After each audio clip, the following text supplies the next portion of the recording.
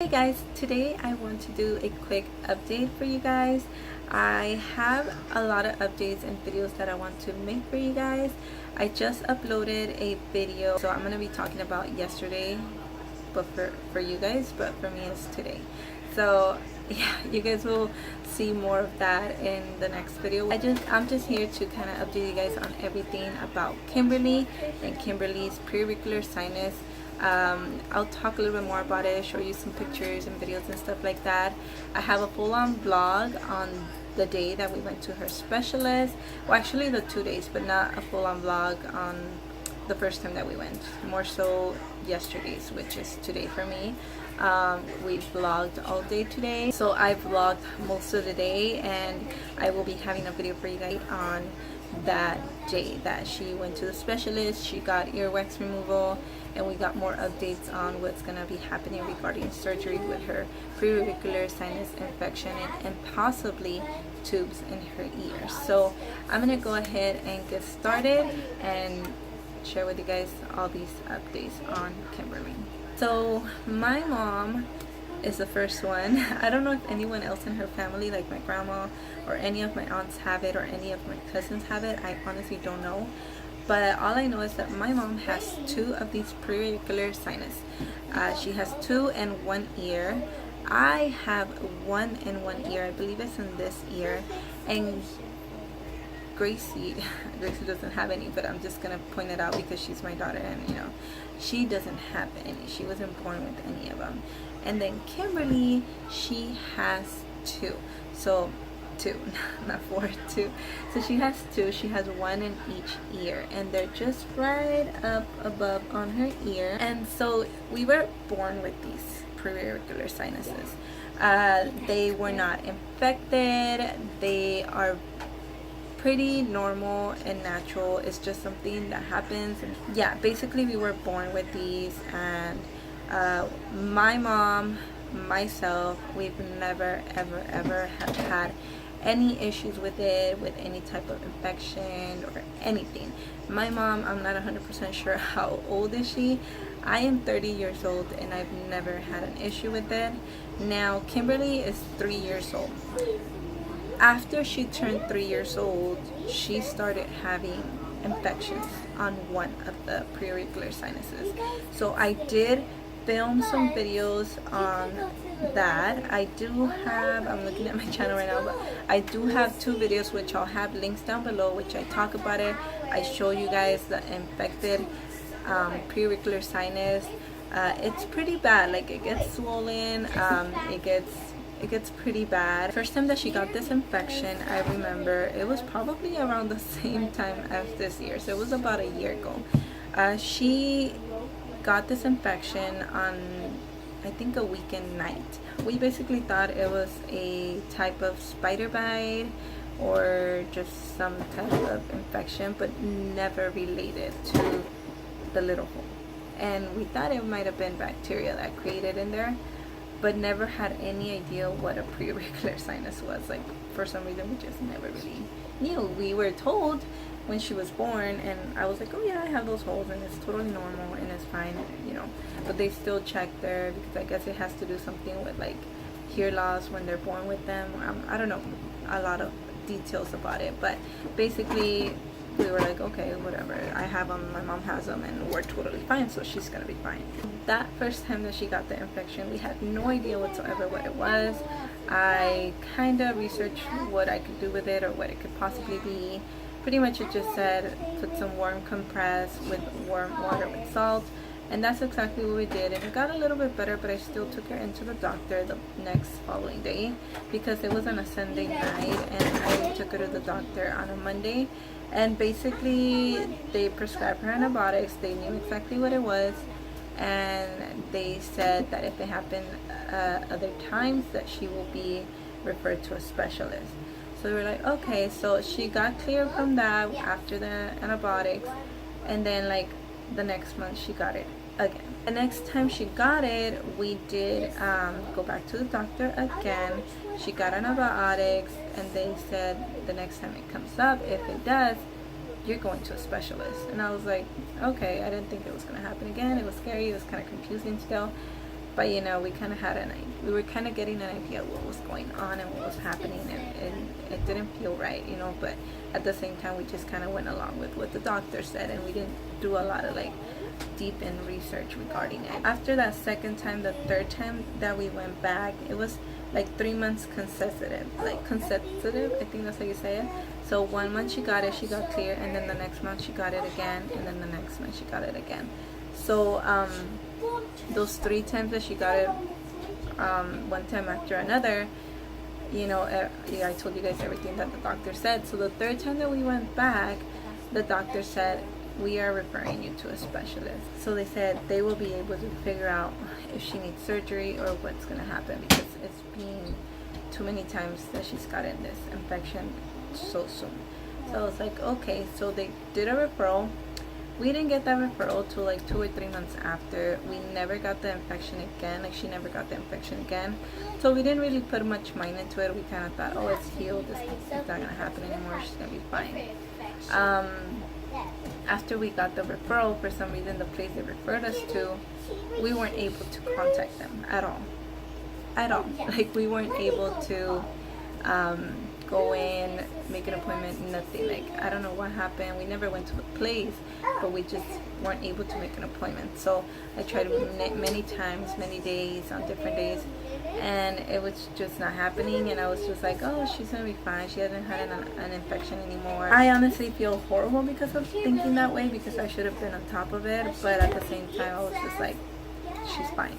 So like 3-5 months passed by. She didn't get the infection anymore. I wasn't able to make the appointment. One day she got sick, and I took her back to the doctor. That doctor asked me, did you get her to the specialist? And I was like, no. For some reason, they never were able to make me an appointment. They never answered my calls. It was a machine. I was never able to get through. So she's like, well, she has to go, so we're gonna make the appointment for you and take her. And I was like, okay. So they did, and they were actually able to contact them. So I was like, okay. So they were able to make the appointment. For some reason, I wasn't able to. So they were able to make the appointment. They made the appointment. She got an appointment for a certain day. That day that she had the appointment for that specialist, she was really, really sick. Like, I don't remember exactly when it was, but she was really, really sick from like the cold and the flu and everything. And for me, priority was that, like, that she was sick and she needed to go to the doctor. Not so more the specialist, because she didn't have an infection for that. So I took her to the doctor because she was sick, and then the doctor said, did you go to the specialist? And I was like, no, we didn't. I don't remember the day, but we're gonna go because we had the appointment. She said that appointment was today, so she had that on her files.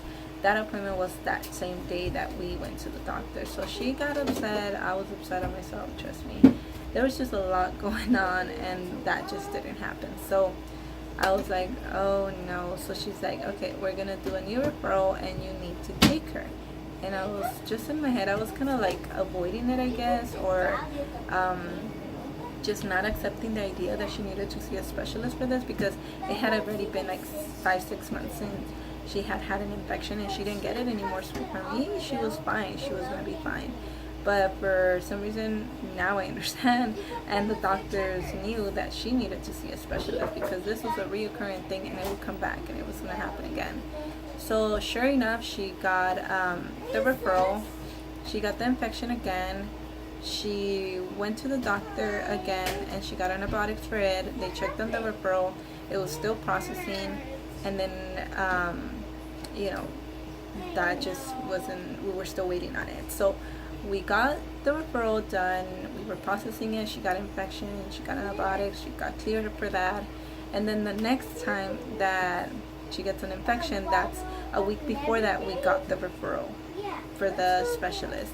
So we were able to make an appointment for that time, that the last time that she got the infection. So that was about a month ago from today. Today is October 26th. She got that appointment a day after she got that infection. So we no longer went to her regular doctor. We went to the specialist for her last time that she got this infection. We did make it to the specialist. That day I remember they checked her nose, they checked her throat, they checked her ears. Basically, the doctor said that day that she most likely would need surgery. She did say that we could do some x-rays and see if she needs it. And she did say that she was, and she also said that she had her ears packed, like they were packed with the wax. So they were clogged, they were packed, and basically she needed earwax removal treatment. You know, all that happened. She got antibiotics for her ear infection. That got cleared out. She took it for 10 days. That got cleared out. And then she got ear drops to take for her ears, for the wax to get softened for the removal. So on Friday, October 26th, she got her earwax removal, and I filmed most of it. So basically she got that done already, the earwax removal. Now last week I did get the referrals for this, for the earwax removal and for the referral for a CT scan. So basically the doctor had said, okay, so we're gonna do x-rays or something, and then we'll see from there to do surgery or not. That was a different doctor. So when I got the referrals last week, I called to make the appointment for the earwax removal. So we got it for yesterday, and then I also called to get the appointment for the CT scan. Now for that, I was denied for that appointment because they don't take kids under 8 years old. Kimberly is only 3 years old. So they told me you need to call the specialist again and have them do a new referral to a different place, or like a different specialist, or a children's hospital, or somewhere where they will be able to do it for her. So I was like, okay. So I called the specialist that day that I made the appointments. They said, it's okay, don't worry, we'll do a new referral. Just come to the appointment for the earwax, which was yesterday, and we'll do a new referral and find a new place for her to go to get the CT scan. And I was like, okay. So here we are now. We went to the appointment.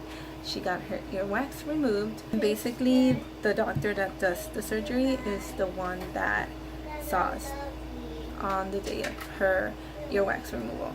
So she removed the earwax. She talked to us all about the surgery. She also talked about possible tubes in her ears because of some liquid or fluid that she saw after she removed the wax. So I got all that on tape, on video, so I'll include it on here for you guys, and you guys can hear from her everything she had to say about earwax removal and the surgery. The surgery there? She absolutely made the surgery. Really? Okay. That's why I was like, what? They nobody. Yeah. So she's not gonna to. get a CT scan done? I don't need it. Okay.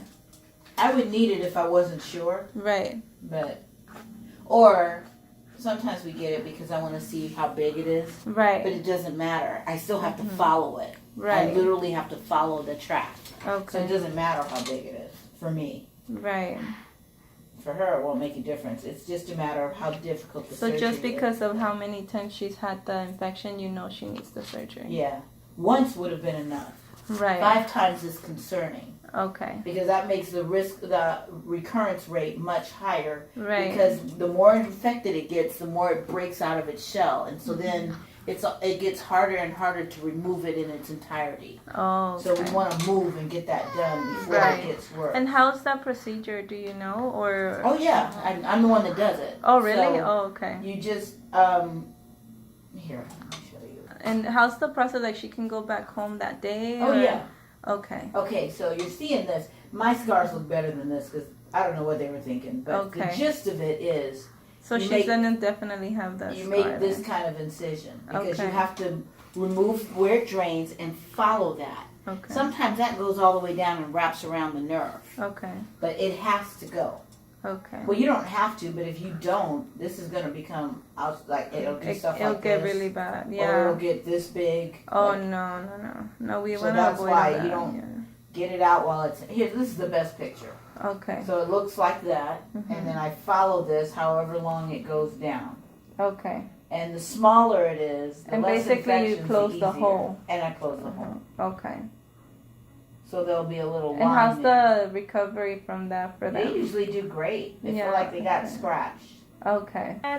These last 2 times, it didn't last as long and it wasn't as big. I don't know because we treated it right away. Well, that is good. That can be a good thing probably because she got antibiotics sooner, I guess, than the other last times. Because the first time we had no idea. We thought it was a spider bite. You know, we had no idea. Little did we know it had to do with what she was born with. Right? But I don't know whether she has a hearing loss from the fluid or not. That's why. And that might have just happened later on in her life, or because they should have. That's within the last couple of months. Right. Okay. Well, they wouldn't have seen it because their ear. How far along are you scheduling her surgery for? Well, we won't know until we know what we're going to do with the ears. Okay. So as soon as we get the audiogram, we'll get you scheduled right away. But I just need to know. We don't want to put a kid under anesthesia twice. So you saw more liquid on this side than this side? Okay, I thought it was the other one. Okay. But no, it was. Sorry. It was the left, not the right. Yeah. Because I usually start on the right. I think that's why you said something about that. I did. So if she does have some type of hearing loss, you put tubes in there? Yep. Okay. And they don't hurt or anything, but they'll immediately resolve the problem. Oh, basically she says that she will be needing the surgery regardless of getting a CT scan or not. So she did not get another referral for a CT scan. She is most definitely going to be getting the surgery. Regarding the doctor, she said that just the fact that she got already an infection, it's enough for her to get a surgery because it's just going to be reoccurring. It's only going to get worse. The hole gets deeper and basically they need to close that hole. So it just makes sense to me. I was a little bit hesitant when she told me I don't need to see x-rays or CT scan. I mean, she did say in the video that sometimes she does because if she's not sure or to see how deep it is. But either way, when she's doing the surgery, she just needs to go all the way in to just make sure she gets it all out, because then it can be another surgery or another infection because they don't do it right. So yeah, that's basically what she said, and I was kind of like, okay, but in other words, it does make sense. So yeah, she also mentioned about the tubes. Basically, she was getting her earwax cleaned out, and she did see fluid in one of her ears, which is the left one. She thought it was the right one because she says that she usually starts on the right one. She did tell me when she saw it, so I remembered that it was on the other ear. So yeah, you might have heard that on the video.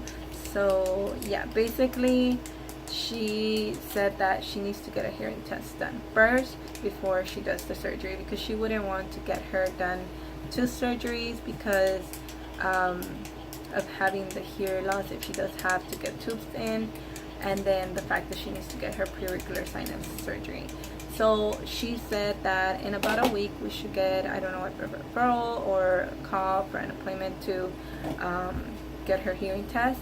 So in about a week we'll get that done, and then I don't know if in another week we're going to have the appointment for that, or within that same week or something. And then right after that, after they get all the results, they're going to know if she needs tubes or not. And then that's when we're going to get an appointment for the surgery. So this is where it has all gone to. It's been about a year process. I know it sounds like, you know, I extended it too long, but just it's the lack of knowledge. I do blame myself for this in a way, for waiting this long. But at the same time, I'm just more nervous, like if I made it worse by waiting this long, because maybe it got deeper and worse. But either way, she was going to get it done. She needs to get it done. And at the same time, it just teaches me a lesson as a parent to just not be so naive about things and do my research on time. I mean, I did do my research and stuff, but not deep into it. I just as a heart of a parent, you just kind of love your kids and you don't want them to go through anything. And I just thought that she will be fine. You know, I just thought that she was gonna be okay because she hadn't had the infection anymore after like 5 or 6 months. So I hope that makes sense. You know, it's not that I was trying to avoid anything. It's just I just kind of went with my common sense, not really knowledgeable, you know. And so that's kind of where it's all now. So that's kind of where everything stands now. We're just going to be waiting for that appointment for her hearing test, and then we're gonna try to figure out if she does need the tubes. And then once she gets the appointment for the surgery, we'll know when it's her surgery for the preauricular sinus infection, and then for the tubes if she does need them. So we just got a lot going on with Kimberly regarding these things, and I just ask you guys to keep her in your prayers. It's really hard to go through these things as a parent because you really don't know what to expect. I mean, as of now, for us, we're very grateful and thankful, but as of now, we've never had one of our children like broken something or gone to the hospital or had any type of surgery. One time we did take Gracie, but she wasn't broken. She was just kind of like hurt, you know. It was one of her wrists. I did film it. I don't know if I can find the video. I'll put a link down below. But basically, she had hurt her wrist, and then we took her to the hospital, and she couldn't really move her hand, but the next day she was fine. So she didn't even need anything, but they did do x-rays and stuff. But other than that, that's probably the worst that we've been through. So it's really, really hard to go through this for the first time, and God willing is the only time. But yeah, it's just really, really hard, you know. I'm just trying to wrap my mind on the fact that I believe in God, that it's almighty, that He will be in that surgery room. You know, He will be the one taking care of Kimberly. He will be in that operation room, and everything's going to be in His hands, and she's going to be okay, and everything's going to be okay. That He's going to give us the strength enough that we need to be in that waiting room, waiting for our baby to get taken care of, you know. And I watched some videos of how the procedure is done. I've seen some pictures, and I can't wrap my head around. I just honestly, I can't wrap my head around it. Like, I can't even imagine, like, just imagining, because I'm not even gonna get to see all that, I'm guessing, you know. I'm not gonna be able to be in a surgery room, but I can't even imagine to just like know that my baby is going to be in a surgery room, in a hospital bed, getting cut open, and fall asleep, like just completely asleep, and not be able to be there for her. That just makes me feel so, I don't even have words for it, you know. But then when I start feeling like that, very strong, and I try to just focus completely in the faith that I have in God, that He's going to take care of it, that He knows why He's doing this, He knows why He's allowing things to happen, and that everything's going to be okay, that she's going to be okay, and that He's just taking care of everything. So just please keep her in your prayers. Please help us pray for her, that, you know, God just works all around it, that it's a speedy recovery, that it's as painless as possible, and that she doesn't really, like, I don't know if she'll get traumatized from all this, but just that it's not like something that she is thinking too much about it after, you know. I don't know, like, I will be traumatized, but you know what I mean, like, hopefully that it's something that just lifts off her mind. I mean, she is very little still. I don't even think she will ever really remember the surgery, and she will know about all this later on, you know, but in her mind, I don't think it will be there. But she's a really smart girl, and like, she knows what's up, you know. Like this morning, which was yesterday for you guys, she knew what was going on. Like, we took her out for breakfast, and then when we were driving to the doctor, she knew she was going to the doctor. I didn't think she knew she was going to the doctor, because she looked okay, but she knew she was going. And where are you going? To the doctor? Oh, mi amor, you know what you're doing, huh? We kind of like think that she doesn't, but she does. When we were in there, I don't know if it helped that she had both of us there, like her dad and her mom there, but she was doing great, you know. And she just had enough when they had to do like the whole 2 years, because it was a process. It was probably about like 5-minute thing, so or probably 5 minutes, 10 minutes, I don't know, it felt like a long time. They had my baby strapped on the chair to clean her ears, so you know, I don't know, it just felt like a long time. And obviously she cried, but the whole process of her getting weighed, getting her height, and then, you know, just going ahead and having like her sit on the chair and like strap her on, she didn't cry for that, you know, until after. So I was very, very proud of her. She was so brave, and I am just completely proud of her. And here she is again. Your clothes. Where is your dress? So I've been filming all day today, which is yesterday for you guys, and she's just around the house right now, and she took off her dress. So she's a little naked, but I love you. You were so brave today. Where did you go today? Yeah, what did they do? What did they do to you? What did they do to you? Did they clean your ears? Yeah. Yeah, did it hurt? No. No. Do you feel better now? Yeah. Yeah. Your ears don't hurt no more? The better. Can you hear me better? Yeah, the better.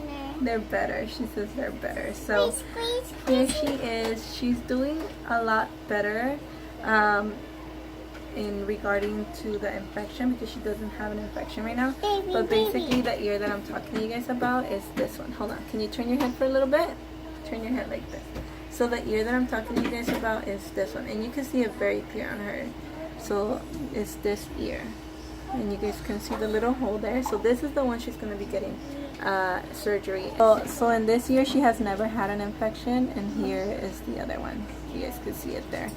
So yeah, she will be getting surgery on this one, and this ear is the one that has like, I guess, fluid or something, which she might need tubes in. I don't know if they'll put them on both, or I don't even know if she needs them. But regarding the doctor, what she said today is that she needs a hearing test done first. So regarding that test, they're gonna realize if she needs surgery or tubes for that.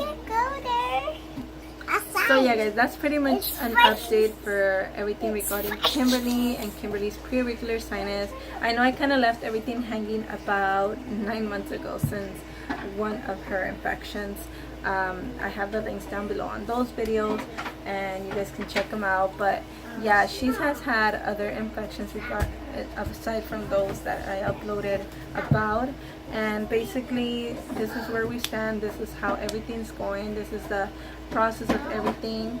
And so I will be keeping you guys up. I will be keeping you guys updated. I will be filming more videos through the weeks, and I will be updating you guys specifically in a video regarding the updates that we get, whether she needs tubes, the date on her surgery, and the days that I do go to her specialist for either the hearing test or the surgery. I will be filming as well. So I will keep you guys updated and all that. So definitely subscribe if you haven't, so you guys can get all these notifications. Definitely hit that little bell down below next to the subscription button, so that you guys can get updated when I upload videos. So thank you guys so much for watching. I'm gonna go ahead and let you guys go now. If you have any questions whatsoever, go ahead and leave them in the comments below. If you have any video suggestions, also go ahead and leave them in the comments below. Thank you guys so much for watching, and I will talk to you guys soon in the next update. Bye.